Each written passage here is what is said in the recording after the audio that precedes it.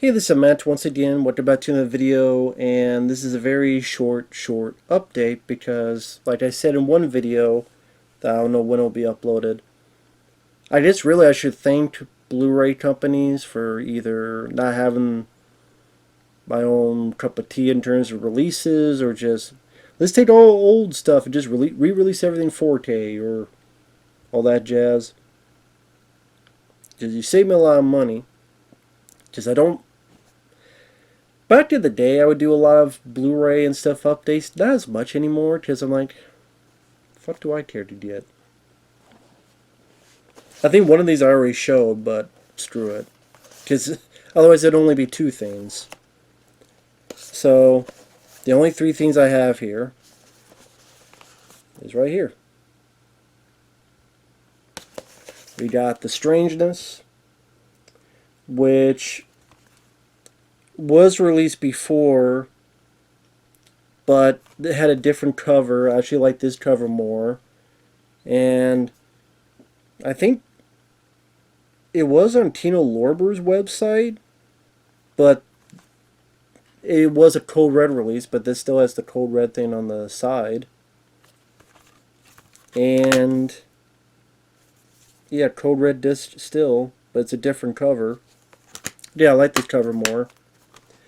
It's an ultra low budget, very slow moving. That's the big pitfall of the film. It's, for a lot of people, they'll be very bored with the film. But I still like the film. I like the atmosphere and the cave system. I'm a sucker for that, especially with the...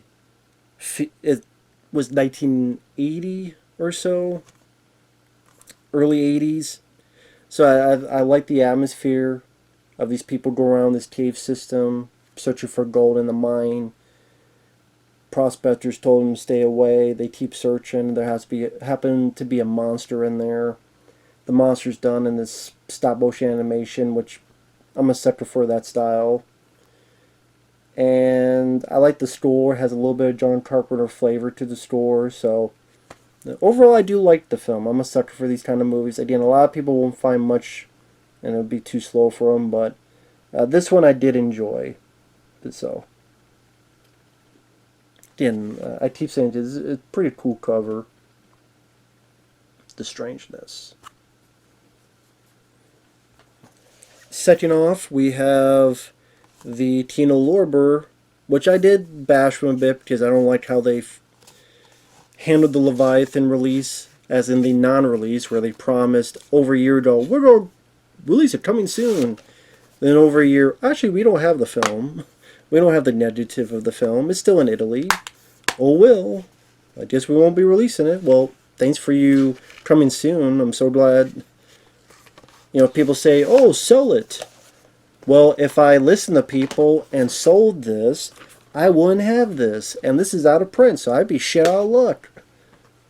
Granted, that would be the consumer's fault. That's why one quick thing. So I know there are people that say, oh, sell your Blu-rays or DVDs. Eventually there will be a 4K. I disagree with that. This is a perfect example.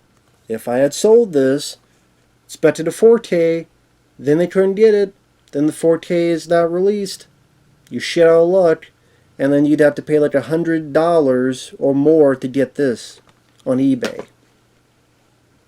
Plus, even when they release it, there are times they release it and they fuck up the color timing or audio issues, and it's always better to keep your old product, at least to me.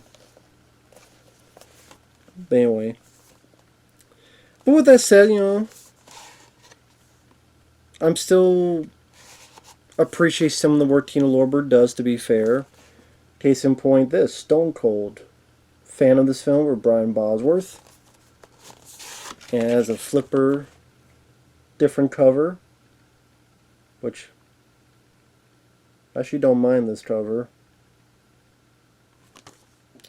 Capone forces his own brand of justice. Fun movie. Haven't checked out the features, but there's a commentary by some historians that I don't give a shit about. Interview with Brian Bosworth, interview with Lance Henriksen, interview with actress Arabella Hallsberg, and interview with actor Sam McMurray. So, I don't know why you couldn't get an interview with Trader Baxley or commentary, but whatever. I think it would have been cool to see a commentary with Brian Bosworth and Craig R. Baxley, but hey, what do I know? But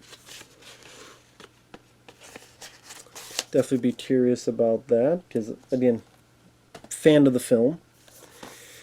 And last but not least, the 4K Blu-ray of Hard Targets. Now, granted, I didn't get this at first when it came out because there was apparently issues with the audio. And then on top of that, how do I put it? Well, I watch my fan cut all the time. That's really what it is. I just prefer my fan cut of the film, which is the work print. But then I added in the extended ending. Because the work print does not have the... When the work print of the film, it ended with Van Damme kicking Lance Henriksen. But they don't go into that whole fight with Lance Henriksen with the board on fire and Van Damme kicking the shit out of him. That was added after the fact, after the test screenings. So I took the work print, which I think has better audio in terms of Van Damme's voice is less dubbed, because they made him redub his own voice because I guess they said we can't understand him. But in the work print, his voice is much sounding more natural. And I prefer the way he speaks in the work print. It sounds more natural. And plus there's more action. Which they added a little bit in the international cut, which is what this is the unrated international cut, which is a few minutes more than the US theatrical cut. From what I understand, if you get this on Blu-ray or in this 4K or the older Blu-ray, it is the unrated international cut now. Everywhere that you find it. But even then, it didn't add everything back in. That's why I prefer the work print. Like, for example, in this big chase scene right here, there's a bit where Van Damme's shooting at a car, and the car turns and flips over and blows up. None of that's in this cut. Even the whole finale, there's certain bits of action and bloodshed that's not in this cut still. So, go figure. But really, I got this. Number one, I'm a big fan of the film. To have the international cut, because honestly, I just watched the work print version, so I don't think I have the Blu-ray of Hard Target, but now I do with this. And also check out the features. Be curious about what the features are. Which is right there. Interview with John Woo, interview with Lance Henriksen, interview with Yancey Butler, interview with the stunt coordinator. What's the deal with all these goddamn movies now having commentaries from historians? And not from the people who actually made the fucking films. Whatever. Well, if I remember to add this on to the last video, this just came in.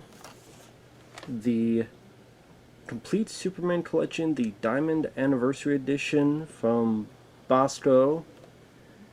This is a bit I was talking about when I ranted a little bit about Blu-ray companies, and I said I'm not getting the Blu-ray Fleischer Superman cartoons because they carried over the errors from the last time they released it, plus they have new errors on it. So, from what I understand, this is the best way to see these.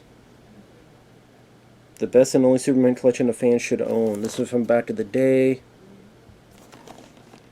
This has the list of the episodes and the date that they aired. 1941 to 1943. The set is high quality transfer from 35mm originals. Care has been taken to master these ultra classics. That's from Starlord magazine. Now this came out around 1991, but I'm not going to give a full review because I have not watched the whole thing, but flipping through it, The picture quality seems pretty decent, and the audio is correct and not missing splices of audio.